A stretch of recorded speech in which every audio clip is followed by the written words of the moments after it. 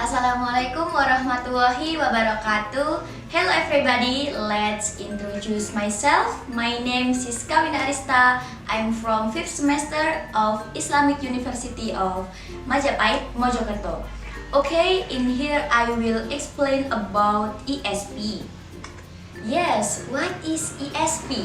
Ya, ESP merupakan singkatan dari English for Specific Purpose. It's very interesting if we are talking about ESP because this material show that English can used by other function and many profession. Jadi ESP ini menarik sekali untuk kita bicarakan karena di materi ini ditunjukkan bahwa English bisa digunakan untuk berbagai fungsi dan berbagai profesi. Actually, ESP is very flexible. There are many cakupan yang ada di dalamnya, but ESP often divided into English Academic Purpose or EAP and English for Occupational Purpose atau EOP. And it's sometimes divided into many subdivisions like made into Business English, Professional English, example doctor or lawyer, and vocational English, example English for tourism, nursing, aviation. English for specific purpose, it means that learners will know how much the learners know about their specialism.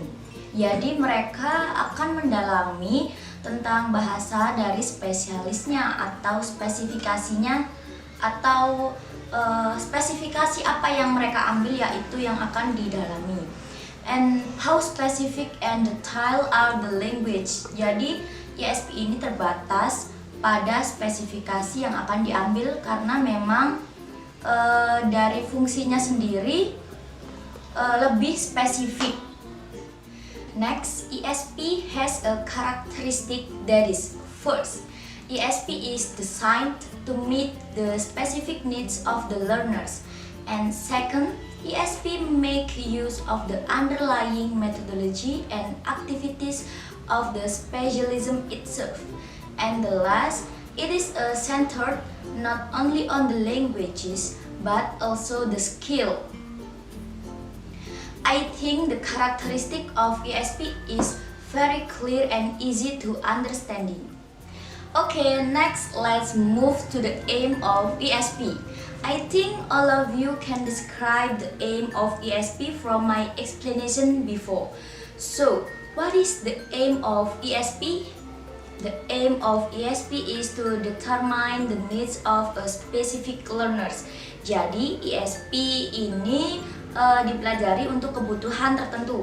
Misalkan nih kita akan menjadi seorang guru, tentu we must study about English academic purpose because a teacher is part of academic. Tidak mungkin jika we are a teacher and use vocational English language, it's very impossible. By the way, if we are talking about the method of ESP, itu tergantung function from the specification-nya. But will also stress the general skills. Example, general English teacher, we are using authentic material and analyzing English in a practical. By the way, if we are talking about the method of ESP, itu tergantung function from the specification-nya, but it will also stress the general skills. Example, general English teacher, we are using authentic material and analyzing English in a practical. And then, kalau pertanyaannya apa sih bedanya ESP dan ESL? Kan sama-sama Englishnya. What the differences of ESP and ESL? The most difference in the learners and their purpose for learning. ESP students are usually adults who already learning the language in order to communicative asset professional skills and to perform particular job. ESP concentrates more on language in context than on teaching grammar and language structure. Jadi ESP tidak concern ke grammar atau structure-nya, tapi lebih ke konteksnya. Not only that, the differences also in aim of instruction.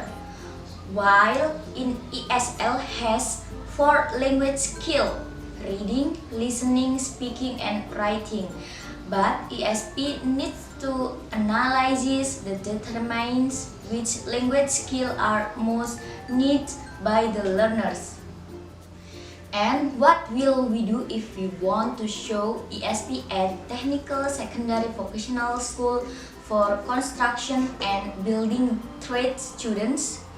Okay, first we must discuss the meaning of ESP and the characteristic. Jadi di sini yang pertama kita lakukan yaitu memberi penjelasan pada studentsnya. Apa sih ESP itu? Terus gimana sih karakternya, atau bisa memberikan explanation tentang tujuan dari ESP. And then the same times we give the understanding about role of English as trade and finance language globally. And of course explain untuk menjelaskan berbagai langkah yang akan diambil pemerintah untuk mempromosikan bahasa Inggris untuk tujuan khusus bagi tenaga kerja. So, ESP is English for specific purpose that important to learn if we have specific job. It teaches about the languages and of course our skills. Nowadays, especially English language be the most important part to communication with other people, which is if you work, holiday, or get some specific job. Okay everybody, I hope you enjoy with my explanation. Thank you for your attention. Don't forget to subscribe, like, comment, and share our YouTube channel.